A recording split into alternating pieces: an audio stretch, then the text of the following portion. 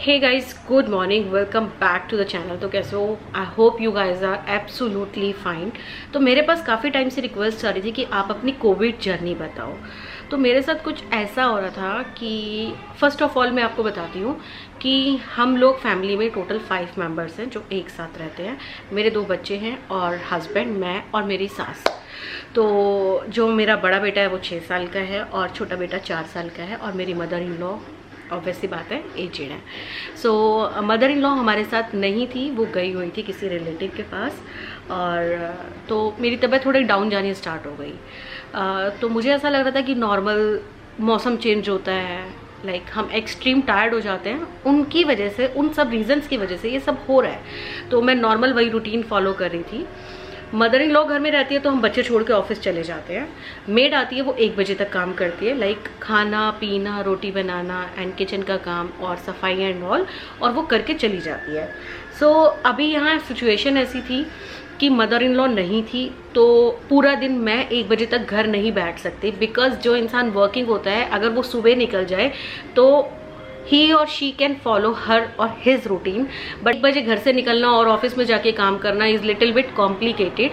तो what I was following कि मेरी तबीयत भी ठीक नहीं थी, उसके बावजूद भी मैं जो हमारे घर लड़की आती थी उसके साथ मिलके काम करा के एनी हाउ कैसे भी करके हम लोग निकल जाते थे घर से 9:30 अराउंड। एक बेटे को मैं मेरे साथ ऑफिस लेके जाती थी और दूसरे बेटे को मेरी मम्मी के घर छोड़ के जाती थी, जो कि मेरे नियर दी हाउस रहती है। अब सिचुएशन ऐसी हो रही थी, फीवर जैसा लग रहा था, बट मुझे ऐसा नहीं लगा था कि कोई कोविड के दूर दूर तक लक्षण है। देन मैं क्या करती, ऑफिस जाती, मुझे थोड़ा सा टायर्ड फील होता, समवेयर कभी गला खराब लगता, कभी हेडेक लगता, मैं एक गोली खाती, उसके बाद काम पे लग जाती। वो एक PCM से मुझे काफ़ी ज़्यादा सपोर्ट मिलता। यही सिचुएशन चलती रही 4-5 दिन तक। उसके बाद मुझे लगने लगा कि मुझे एक्सट्रीम टायर्ड हो रहा है, बिकॉज घर का काम करके एक बच्चे को अपने साथ लेके जाना, लेके जाना अभी आपको लग रहा होगा it is very easy, but बच्चे के साथ उसका बहुत सारा सामान जाता है, उसके खाने पीने का, बिकॉज पूरा दिन 9 घंटे आपके साथ बच्चा ऑफिस में है। देन आप उसके लिए 9 आवर्स की डाइट लेके जाओगे, एक जोड़ी कपड़े लेके जाओगे, उसके 2-3 टॉय लेके जाओगे, कलर लेके जाओगे, नोटबुक लेके जाओगे, ताकि वो अपने आप को इंगेज रख सके और मुझे मेरे ऑफिस आवर्स में कम डिस्टर्ब करे। So finally I call to my सासू माँ कि भैया अब वापस आ जाओ, because it is little bit difficult हो रहा है मेरे लिए। तो शी सेड ओके। लॉकडाउन चल रहा था, मतलब उस टाइम शायद बॉर्डर बंद थे, तो उन्होंने कैब की और वो संडे वापस आ गई। देन जैसे वो वापस आई उसके बाद मेरी तबीयत थोड़ी सी और डाउन जानी स्टार्ट हो गई, है ना। अभी मुझे बिल्कुल इस चीज़ का अंदाज़ा नहीं था कि I am suffering from Covid, तो मैं ऑब्वियस सी बात है उनको नहीं बुलाती। मतलब कहते हैं ना कि किस्मत देखो कि चलो अभी इस बारे में भी बात करेंगे। सो वो आ गई। उसके बाद नेक्स्ट डे से आई फाइनली थॉट कि भैया अब मैं अपना ऑफिस का काम, वीडियोस का काम और मार्केट के काम, ये काम फिलाना काम कैन मैनेज ईजिली। देन 13 अप्रैल को मैंने फाइनली डिसाइड किया, बिकॉज मुझे यहाँ पे घबराहट हो रही थी, यहाँ घबराहट हो रही थी, तो मुझे लगा कि ये वाले सेम सिम्टम्स जो है वीकनेस से लेके घबराहट तक के, मुझे वो टाइम पे हुए थे जब मैंने थायराइड का टेस्ट कराया था और थायराइड डिटेक्ट हुआ था। तो सेम एज कहीं वही प्रॉब्लम तो नहीं हो रही है। और to be very frank I was not taking a proper medicine of thyroid, क्योंकि गोवा चले गए, यहाँ चले गए, वहाँ चले गए, तो थायराइड की गोली हुई ऐसा कि 7 दिन तक तो मैं गोवा लेके ही नहीं गई, तो 7 दिन तक वहाँ मैंने नहीं खाई। तो मुझे ये प्रॉपर लग रहा था कि अभी मेरा थायराइड जो है बढ़ गया होगा। सो थायराइड का टेस्ट कराया 13 को। 14 को रिपोर्ट आई और उसमें थायराइड का TSH लेवल मेरा इंक्रीज्ड आया। अभी थायराइड का टेस्ट तो मैंने बिना डॉक्टर के प्रिस्क्रिप्शन के करा लिया था, बट बड़े हुए थायराइड की कितनी बड़ी हुई गोली लेनी है वो तो मैं नहीं अपने आप डिसाइड कर सकती, वो डॉक्टर डिसाइड करेगा। देन 14 को रिपोर्ट आने के बाद आई डिसाइडेड कि भैया मैं डॉक्टर के पास चली जाती हूँ। अब मैं डॉक्टर के पास चली गई। वहाँ मेरा खड़ा होना, सांस लेना, रुकना, डॉक्टर तक का वेट करना वॉज इम्पॉसिबल। मुझसे रुका ही नहीं जा रहा था, मेरा दम घुट रहा था। एनी हाउ करके 1.5-2 घंटे बाद मेरा नंबर आया, बिकॉज जैसे मैं पर्चा बनवाने के लिए खड़ी हुई तो एक भैया अड़ गया और वो 15-20 मिनट तक लड़ाई वड़ाई करता रहा अपने बिल्स को लेके। उसके बाद जब डॉक्टर के पास नंबर आने वाला था, इतनी देर हो गई है, फाइनली नंबर आ गया था, पर एक आंटी आ रही है, पेशेंट अब वो अंदर गया, वो बाहर निकलेंगे तो मेरा नंबर आएगा। तो इमरजेंसी से एक पेशेंट आ गया और उस पेशेंट को देखने में डॉक्टर ने कम से कम मोर देन 10-15 मिनट्स लगा दिए और मेरा नंबर था कोई 5वां 6वां 7वां मुझे एग्जैक्ट रिमेंबर नहीं है। तो जैसे ही नंबर आया देन मैं गायनी के पास गई थी और सेम गायनी के पास गई थी जिसके पास मैं पहले गई थी। तो now this time her reaction was, ये तो जनरल फिजिशियन का काम है, आप गायनी के पास क्यों आए हो, आपको पता है गायनी का क्या काम होता है। और एक पेशेंट लेटा हुआ था, वो उसको चेक कर रही थी जैसे गायनी करती है अपने तरीके से। मेरा तो ये काम है, मेरा वो चेक करने का काम है, मेरा ये काम नहीं है। I agree. ये टाइम पर डॉक्टर्स बहुत ज़्यादा इरिटेट हो गए हैं। अब भैया मतलब होता नहीं भूखा मरता क्या नहीं करता, मेरे शरीर में जान नहीं है, मुझ में अब इतनी पेशेंस ही नहीं बची कि मैं इस डॉक्टर के बाद किसी और डॉक्टर के पास जाऊं। बट उसके उन रिएक्शंस ने ना मुझे इतना ज़्यादा डीमोटिवेट किया, मतलब बहुत अजीब सा लगा। बिकॉज अगर आप बीमार हो, आपसे कोई प्यार से बात करता है तो आपको समवेयर बेटर फील होता है। और अगर आपकी तबीयत ठीक नहीं है और आपको कोई हथौड़े मार रहा है, पिंच मार रहा है, चोभे मार रहा है, देन ऑब्वियस सी बात है ना, आपको बहुत ज़्यादा दर्द होगा, क्योंकि आप पहले ही फिजिकली पेन में हो और आपको मेंटली भी पेन मिल रहा है, आपको आपका दिल दुखाया जा रहा है, वो वाली सिचुएशन थी। Then I keep silent like this. तो अभी उन्होंने बहुत ही कैडे मन से मुझे कैल्शियम शेलकेल, जो मुझे पहले से पता था, मल्टीविटामिन्स लिख दिए और थायराइड जो 50 से 75 कर दिया। उसके बाद मैं घर आ गई। बट समवेयर डॉक्टर के उस बिहेवियर से मुझे बहुत बैड फील हुआ और मुझे लगा मैं शाम को किसी और डॉक्टर को दिखाऊंगी। आई वॉज नॉट सेटिस्फाइड। हालांकि ऑब्वियस ही बात है, मेरे पास एक पर्चा है जिसमें मेरा थायराइड बढ़ा हुआ आया है, तो डॉक्टर भी क्या करेगा, बढ़े हुए थायराइड की दवाई दे देगा। मैंने अपनी बॉडी के सारे सिम्टम्स बताए, बट डॉक्टर ने कोई मतलब कुछ खास रिएक्ट नहीं करा। देन शाम को अगेन मैं मेरे दूसरे वाले डॉक्टर के पास गई, तो वहाँ पर मुझे क्लिनिक बंद दिखाई दिया। बिकॉज वो जो डॉक्टर है वो काफ़ी एजेड है, तो हो सकता है उन्होंने कोरोना टाइम में पेशेंट्स को ट्रीट करना देखना बंद कर रखा हो। देन अगेन इतनी हिम्मत ही नहीं थी यार कि मैं इससे वहाँ जाऊँ, वहाँ से वहाँ जाऊँ, और हर जगह डॉक्टर्स के पास लाइन लगी हुई है बुरी तरह से। तो आई थॉट कि अब सुबह मैंने गोली नहीं ली थी बढ़े हुए थायराइड की, शाम को आई फाइनली डिसाइडेड कि भैया ले लेती हूँ, क्योंकि अब मेरे अंदर हिम्मत नहीं है किसी और थर्ड डॉक्टर के पास जाने की। देन 14 ऐसे ही निकली। शाम को मेरी सिस्टर का मैसेज आया, मैंने उसे ऐसे, मेरी आंखों में लेटे लेटे ऐसे करके आंसू निकल रहे थे। पंखा चल रहा था, वो पंखे की डायरेक्ट हवा मेरी बॉडी पे कम लग रही थी, मेरी आईज के अंदर लग रही थी, जिसकी वजह से मेरे काफ़ी सारे आंसू निकल रहे थे। मैंने उसको ऐसे ही भेजा, तो उसने मजाक में नॉर्मल, ये स्क्रीनशॉट पे देखो कि रो मत ये वो एंड ऑल। 15 को मेरा ऑफिस जाना is very important every month के, बिकॉज मुझे स्टाफ को सैलरी देनी होती है। आई डोंट वांट कि वो लेट हो। देन मैं यहाँ से ऑफिस गई, एडिटर को काम समझाया और 2 घंटे बैठा गया। दीपक वॉज विद मी और उसके बाद हम वापस घर आ गए। Then I slap. फिर अगेन मैं शाम को गई, सैलरी देकर वापस घर आ गई। अभी 16 को मुझे ऐसा लगा कि यार अब बहुत ज़्यादा हो रहा है और अब फीवर दीपक को भी आ चुका है। सिचुएशन ऐसी थी कि मैंने उसको बोला, जनरली क्या होता है, हम दोनों ही हस्बैंड वाइफ बहुत कम मेडिसिन लेते हैं, और अगर लगा फीवर है हल्की सी, बहुत ज़्यादा लगा तो हमने एक गोली खा ली, उसके बाद ओके हो जाते हैं। तो उसने भी 2-3 दिन गोलियां खाई हैं, पर अभी मुझे ऐसा लग रहा था कि यार मेरी तबीयत भी डाउन हो रही है, इसकी तबीयत भी डाउन हो रही है, हम दोनों में से एक की डाउन हो तो वी कैन मैनेज, बिकॉज बच्चों को हम देख सकते हैं। अब दोनों ही अगर हम बिस्तर पे पड़ जाएंगे तो यार बच्चे एक एक मिनट में उनको कुछ कुछ चाहिए होता है, तो कौन कैसे मैनेज होगा। सो मैंने बोला यार दवाई लेने चल ही लेते हैं। देन 16 को हम मॉर्निंग में एक डॉक्टर के पास गए जो नियर द हाउस है। काफ़ी भीड़ लगी हुई थी। सेकंड नंबर चल रहा था, हमारा 17th नंबर था। 15 नंबर वेट करना इज़ लाइक, मुझसे नहीं रहा गया, धूप में नहीं बैठा गया, उन पेशेंट्स के बीच में नहीं बैठा गया। हालांकि डॉक्टर का क्लिनिक अभी इस टाइम ऐसा हो चुका है कि बिल्कुल ओपन शॉप में क्लिनिक किया हुआ है, और उसके बाद पेशेंट्स जो हैं बहुत बहुत दूर दूर गैप पे एक दूसरे से बैठे हुए थे।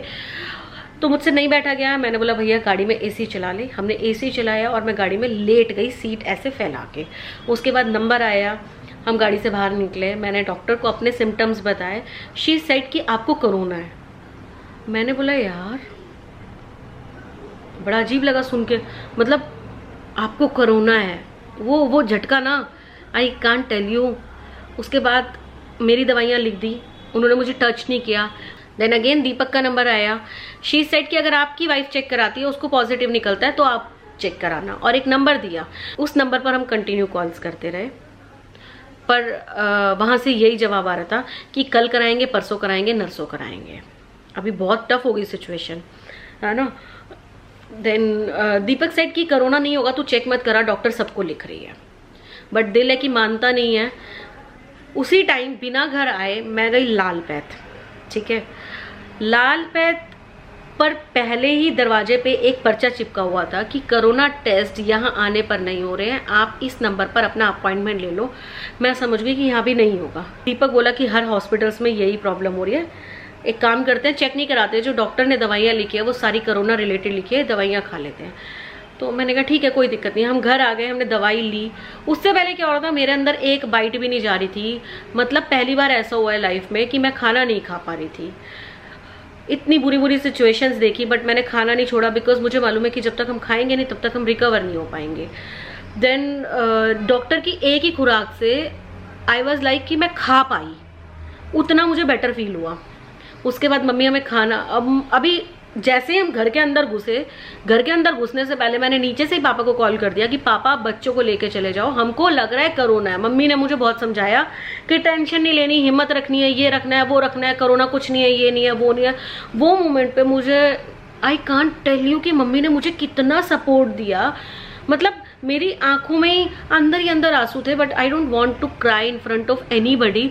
मम्मी ने मुझे बहुत समझाया कि गर्म पानी पियो, हर जगह टेंट लगे पड़े हैं, हॉस्पिटल नहीं जाना, ये वो एंड फलाना टिकलाना। और इमीडिएट बच्चों को पापा लेने के लिए यहाँ पर आ गए और बच्चों को हमने यहाँ से कपड़े लेके भेज दिया। आज के टाइम पर सिचुएशन थोड़ा सा ट्रैक चेंज कर रही हूँ। सिचुएशन ऐसी हो रखी है, बहुत सारे पेरेंट्स को कोरोना हो रखा है तो उनके बच्चे किसी शमशान घाट के बाहर छोड़ के जा रहे हैं, बच्चे टच नहीं कर रहे हैं, कमरे में सड़ रहे हैं माँ बाप, तो मरे पड़े हैं 15-15 घंटे। ऐसे ऐसे केसेस देखे हैं। बट पेरेंट्स ऐसे होते हैं कि माँ ने एक बार नहीं बोला कि तेरे बच्चे तेरे साथ तेरे ही बेड पर इतने दिन से सोए, उनको भी कोरोना हो सकता है। बट मम्मी ने इमीडिएट बच्चों को वहाँ बुला लिया। मतलब वो मोमेंट पे ना सच में आप माँ का कर्जा कहीं नहीं उतार सकते, कभी नहीं उतार सकते। बिकॉज मैं मम्मी को भी भेजना चाहती थी, बिकॉज ओल्ड एज है, अगर उन्हें बाई चांस कोरोना हो जाता है तो उनका संभालना हमारे लिए बहुत मुश्किल हो जाएगा। बहुत कोशिश की, देन बात भी हो गई कि मम्मी को यहाँ भेज रहे हैं। फिर सबने थोड़ा सा समझाया कि बाई चांस अगर मम्मी को कोरोना हो गया, अगर आप कहीं इनको भेज रहे हो, किसी और थर्ड फैमिली को लग गया, तो अब मम्मी को वहीं रहने दो, बिकॉज मम्मी आपके साथ 3-4 दिन उस घर में रह चुकी है।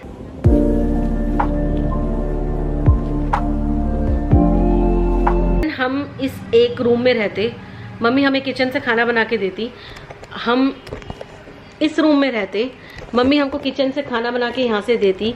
मैक्सिमम ये टाइम मम्मी सोफे पे निकालती थी यहाँ बैठ के, और उसके बाद हमको जो बर्तनों में खाना दिया जाता था वो बर्तन हम जो है अंदर ही रखते थे। वो बर्तन मम्मी को वापस नहीं देते थे ताकि इन्फेक्शन मम्मी को कैच ना कर जाए। थे अपने आप को फिजिकली प्रिपेयर करने में कि लैपटॉप में कबर्ड से बाहर निकालूं और उसके बाद मैं एडिटिंग स्टार्ट करूं, बिकॉज बॉडी में बिल्कुल भी जान नहीं सी। हमारे दिमाग के 2 पार्ट्स होते हैं, कॉन्शियस, एक सबकॉन्शियस। कॉन्शियस वो होता है जो रियलिटी है, जो चल रहा है साइंटिफिकली, जो प्रैक्टिकल है लाइफ में, और सबकॉन्शियस वो होता है जो है ही नहीं, जो एक इमेजिनेशन है, जो एक सपना है। सी फॉर एन एग्जाम्पल, आपने सोचा कि आप एक नींबू के बारे में सोच रहे हैं, तो नींबू येलो कलर का है, ये आपका सबकॉन्शियस माइंड सोच रहा है। नींबू को हम निचोड़ेंगे और अगर हमने उसकी 1 स्पून मुंह में डाल ली तो वो खट्टा है, दैट इज सबकॉन्शियसनेस, जो एक इमेजिनेशन में इंसान जिए जा रहा है, जिए जा रहा है, जिए जा रहा है। एक और एग्जांपल देती हूँ। हमने कुकिंग करना स्टार्ट किया, पहली बार खाना बनाया, वो अच्छा नहीं बना, सेकंड टाइम बनाया वो बेटर हुआ, थर्ड टाइम बनाया और बेटर हुआ, फोर्थ टाइम बनाया एकदम अच्छा बन गया। कारण जो आपका सबकॉन्शियस माइंड था वो बहुत ज़्यादा काम करना स्टार्ट हो गया है। पहली बार में आपको बनाने पर ये एक्सपीरियंस हो गया कि खाना अच्छा नहीं बना, उसका रीज़न क्या है। सबकॉन्शियस माइंड ने सोचा कि नेक्स्ट टाइम मैं ये चीज़ें करूँगी, that is called the imagination. इस इमेजिनेशन में आपने इतना प्रैक्टिकल सोच लिया कि आपकी चीज़ें और बेटर हुई, थर्ड टाइम आपकी इमेजिनेशन और स्ट्रांग हो गई। ही चीज़ें हमारी बॉडी के लिए इक्वल इम्पॉर्टेंट है। तो अगर हम सोचते हैं ये चीज़ पॉजिटिव है तो आपके सबकॉन्शियस माइंड को वो डिलीवर हो गया पॉजिटिव है, और आप इतना अच्छा सोचना स्टार्ट कर दोगे और आप पॉजिटिव रहोगे। अगर आप कोई चीज़, आपने किसी चीज़ के लिए बहुत ज़्यादा गलत सोच लिया तो सबकॉन्शियस माइंड को भी वो डिलीवर हो गया है गलत, तो आपकी जो इमेजिनेशन है वो इतनी डीप में गलत चली जाएगी कि आपके दिमाग से वो नेगेटिविटी आउट करना इज बहुत टफ। तो भाई इसलिए बोलते हैं सिर्फ अच्छा सोचो, अच्छा करो, ताकि आपका दिमाग अच्छी अच्छी चीज़ें सोचे। एक पल भी मैंने नहीं सोचा कि हम ठीक नहीं हो पाएंगे। हमने अपने दिमाग में पॉजिटिविटी रखी, सिर्फ वही चीज़ें रखी जो हमारे दिमाग को पॉजिटिव बनाए रखने में बहुत ज़्यादा ज़रूरी है। अभी सीन ऐसा हुआ कि 3 दिन बाद हमारे कोरोना के डिटेक्ट हो गया मम्मी को कोरोना। अब सिचुएशन और भी ज़्यादा ख़राब हो गई। कारण क्या था कि पहले तो अब हम खा पी लें, हमारे लिए ये एक चैलेंज था। अब मम्मी बीमार हो गई है तो मम्मी के बस का तो बेड से भी उठना नहीं है, बिकॉज एज फैक्टर। देन 3 दिन बाद बहुत ही पॉजिटिव सोच के साथ हम बेड से खड़े हुए। हम लोगों ने वही घर के सारे काम करने स्टार्ट कर दिए जो एक नॉर्मल इंसान करता है। कपड़े धोने से लेके बर्तन मांजना, सफाई करना, झाड़ू पोछा, कुकिंग एंड ऑल। मतलब यहाँ इस मोमेंट पे मुझे अपने ऊपर भी ट्रस्ट नहीं होता कि हाउ डिड आई मैनेज सारा काम, बिकॉज एक बीमार आदमी का काम बहुत ज़्यादा हो जाता है और हम तो तीनों ही बीमार थे। वो टाइम पे हमको काढ़े भी लेने हैं, अच्छी डाइट भी लेनी है, फ्रूट्स भी खाना है। तो ये सब कुछ करने के पीछे इतना लंबा प्रोसेस जो होता है वो सब कुछ हमने मैनेज किया। देन मम्मी को कोरोना हुआ, 4 दिन हुए थे घर के अंदर। इमीडिएट पता चलता है कि मेरे भाई को भी कोरोना हो गया है। 7 डेज बाद बच्चों को हमें इस घर में कोरोना वाली सिचुएशन में वापस लेके आना पड़ा, बिकॉज आपके बच्चे कहीं और रह रहे हैं, वहाँ रह रहे हैं जहाँ उनकी केयर शायद आपसे भी ज़्यादा हो रही है। बट बच्चों को कंट्रोल करना शायद मुझे लगता है कि मैं मेरे सामने डांट के कंट्रोल करा सकती हूँ, बट कहीं वहाँ वो इधर उधर घूमेंगे, कहीं उनको कोरोना ना हो जाए, उनको ना लग जाए। जब हालांकि दोनों के आने से पहले हमने अपना पूरा घर सैनिटाइज करा लिया था, जिससे हमारा काम और भी ज़्यादा बढ़ गया, क्लीनिंग वाला। 7 दिन बाद जब ये घर आए तो इतना मन तड़प रहा था कि इनको गले लगा लूं, but we can't do, because हम स्टिल अभी कोरोना पॉजिटिव थे। तो हमने इनको एक अलग सेपरेट कमरे में रखा। दोनों बच्चे वापस आए तो छोटे वाले बेटे को कोल्ड के सिम्टम्स थे। तब उस सिचुएशन पे मैं बहुत ज़्यादा डरी हूँ कि मुझे लगा यार कहीं इसको तो नहीं हो गया। मतलब वो टाइम पर मेरे अंदर थोड़ा सा कहीं ना कहीं एक नेगेटिव ख्याल आया रात को कि अगर इसको कोरोना हो गया तो मैं कैसे लेके भगूंगी, क्या करूँगी। इस टाइम पर इतनी ज़्यादा पैंडेमिक वाली सिचुएशन चल रही है, कितने कितने लोगों को हम खो चुके हैं। मतलब जब हम टीवी ऑन करते हैं, फ़ोन उठाते हैं, हमेशा बैड न्यूज़ देखने को मिलती है। सब बोलते हैं कि अवॉइड करो, नहीं देखो, बट ये चीज़ें ऐसी है, लाइक जैसे रोहित सरदाना का सुना, हिना खान का सुना, हम लोग उनको नहीं जानते हैं। देखा जाए तो हिना खान के लिए भी कितनी ज़्यादा बैड सिचुएशन थी। उसके पापा एक्सपायर हुए, देन इमीडिएट उसको कोरोना हो गया। वो अपनी माँ को वो सिंपैथी भी नहीं दे पाई जो चाहिए थी, वो कंधा नहीं दे पाई जो उसकी माँ को रोने के लिए चाहिए था। देन रोहित सरदाना का सुना। इतने बड़े बड़े लोग जिनके पास खूब सारा पैसा है, वो भी इस सिचुएशन में बंदों को नहीं रोक पा रहे हैं। शमशान घाट के बाहर लाइनें लगी हुई हैं। तो ये सब कुछ ना जो हो रहा है वो बहुत गलत हो रहा है।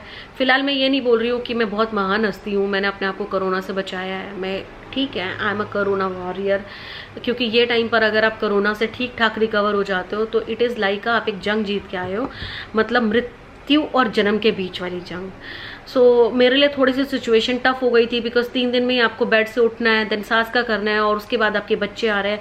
7 डेज हुए, बच्चे आ गए, उसके बाद तो मुझे ऐसा लगा ही नहीं कि मुझे 1 सेकंड का भी रेस्ट मिल रहा हो। बिकॉज शायद आप लोगों के घर में अगर छोटे बच्चे हो तो आप समझ सकते हो कि एक बच्चे का काम कितना ज़्यादा होता है, और 2 बच्चे तो आपस में लड़ाई करते हैं, झगड़ा करते हैं, रोते हैं, धोते हैं। वो सिचुएशन में जो हम मेंटली अपने आप को बिल्कुल भी 1 सेकंड की शांति नहीं दे पाए, क्योंकि हर टाइम यही होता है दिमाग में, नहीं बेटा ये नहीं करो, नहीं नहीं नहीं ये नहीं। मतलब पूरा टाइम आपका बच्चों को समझाने में निकल पा रहा है, आप 1 सेकंड भी बेड पर रेस्ट नहीं ले पा रहे हो। रेस्ट होता क्या है वो वापस आप भूल गए हो, सिर्फ स्टार्टिंग के 3 दिन आपको रेस्ट मिला है। तो बहुत बहुत क्रिटिकल सिचुएशन थी ये। और इस बीच भी 1-2 बंदों के मैसेज आए कि कुछ कोरोना नहीं है, she is doing a drama. तो हर एक इंसान के लेवल होते हैं। अब मुझे नहीं पता वो अपना लेवल कितना डाउन कर सकता है। तो I am not a that type of person जो सिर्फ आप लोगों से सिंपैथी गेन करने के लिए इतना इतना इतना इतना ड्रामा करेंगे। तो बस यही बोलूँगी कि ये टाइम में आप अपना ध्यान रखें, कुछ डाइट ऐसी ऐड कर लें, बिकॉज हमारी इम्यूनिटी एक बहुत ही बड़ा फैक्टर है जो आपको कोरोना के टाइम में इस कोरोना वायरस से फाइट करने में मदद करेगा। तो कोशिश करें बाहर की चीज़ें, तला हुआ, मैदा, ये चीज़ें कम खाएं, कम दें बच्चों को भी। सो घर की चीज़ें दें। घर का आप कुछ भी बना रहे हैं, कितना भी तेल डाल रहे हैं, वो ऑल टाइम लेस लगता है अगर कंपेयर करो तो बाहर के खाने से। आप बाहर के खाने में इतना इतना तेल होता है, इतने मसाले होते हैं कि 2 दिन इंसान खाएगा तो बाहर का वैसे ही आधा मर जाएगा। तो इट इज़ बेटर कि घर का खाओ, अच्छा खाओ, बढ़िया खाओ, हेल्दी डाइट लो, ध्यान रखो। अब कहते हैं कि बाहर नहीं जाओ, अंदर नहीं जाओ, तो वही बात है कि 4 दिन में गोवा 7-8 डेज़ में गोवा निकाल कर आई हूँ, 4 दिन में सूरत निकाल कर आई हूँ। वहाँ पे हमको ऐसा कुछ कोरोना नहीं लगा, और दिल्ली आए और अपने घर से ऑफिस, ऑफिस से घर थे तो कोरोना लग गया। तो पता नहीं है, कहते हैं ना ऊपर वाले की मर्जी के बिना एक पत्ता भी नहीं हिल सकता है। तो सेम एज, बट हमें तो अपने कर्म करने ही पड़ेंगे, ऊपर वाला तभी हमको सपोर्ट करेगा। तो बस यही थी कोरोना की जर्नी। इस बीच हुआ तो बहुत कुछ, बट हिम्मत नहीं हारी है। अपने कमरे को भी क्लीन रखा है, सफाई भी करी है। ये नहीं है कि 3 दिन 2 दिन बिस्तर पे ही पड़ गए हैं, उस रूम में हमने आने की किसी को परमिशन नहीं दी। देन बच्चों से सिर्फ वीडियो कॉल पे बात करी है। और एक दिन तो ऐसा आ गया था कि बच्चों के बिना ना घर ऐसा लगने लगा था कि कुछ है ही नहीं लाइफ में। मतलब आप एकदम खाली हो, कंप्लीटली फ्री हो, सारा दिन टीवी देख रहे हो।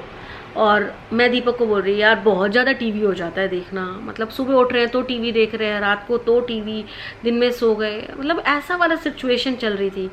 और जब बच्चे आए तो टीवी का रिमोट हाथ में लेने ही नहीं देते हैं, मतलब अपना ही देखते रहते हैं। तो मैं वही बोल रही थी कि बच्चे घर का, फैमिली का एक ऐसा पार्ट होता है जो आपको इतना ज़्यादा इंगेज रखते हैं कि आप हर गम भूल सकते हो। पर बच्चे नहीं हैं तो आप घर में ऐसा लगता है बहुत सूना है घर। आप कहीं ना कहीं वो नेगेटिव चीज़ें भी बहुत ज़्यादा दिमाग में लेके रखे हुए हो। सो बिल्कुल पॉजिटिव रहो, हिम्मत नहीं हारनी है, हिम्मत रखनी है। अब बहुत सारे लोग बोलेंगे कि आपने तो वीडियोस बना के अपना माइंड डाइवर्ट कर लिया। ये टाइम पे आप वो चीज़ सोचो जो लाइफ में, पूरी लाइफ में करना चाहते थे और नहीं कर पाए। तो अभी आपके पास टाइम है, आप अपनी फैमिली के साथ, मतलब अगर कोरोना भी नहीं है, यू आर वेल परफेक्ट, तो वो काम करो, अपने माइंड को शांत रखो। प्रैक्टिकली कुछ करो, ड्राइंग करो, बुक्स रीड करो, बच्चों के साथ प्ले करो, है ना, अच्छा अच्छा खाना बनाओ। सारा दिन अगर मैं इस चोट को यूं देखती रहूंगी ना तो वो ये जो पेन है ना मेरी पूरी बॉडी में घूमता रहेगा, है ना। अभी मैं इसको भूल गई हूँ, है ना, मैंने सोचा ही नहीं है ये।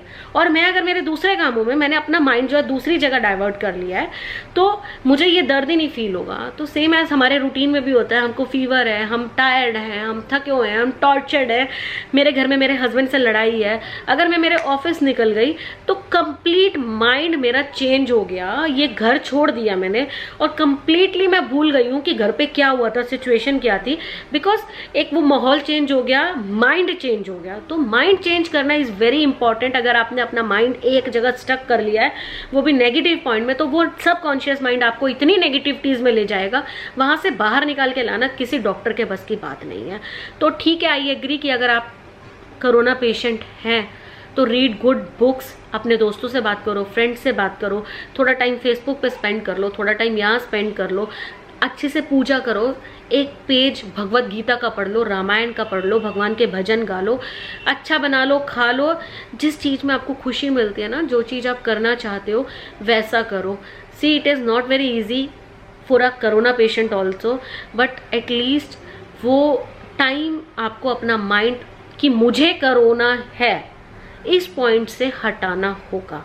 सो अब मुझे ऐसा लगता है कि मेरी वीडियो यहाँ पर ही बहुत लंबी हो गई है, ख़त्म कर देनी चाहिए। तो इस वीडियो को मैं यहीं ख़त्म करती हूँ। अगर वीडियो पसंद आएगा तो प्लीज़ लाइक करना, शेयर करना, कमेंट करना, चैनल पे नए हो तो सब्सक्राइब करना। ओके बाय, मिलते हैं बहुत जल्दी नई वीडियो के साथ।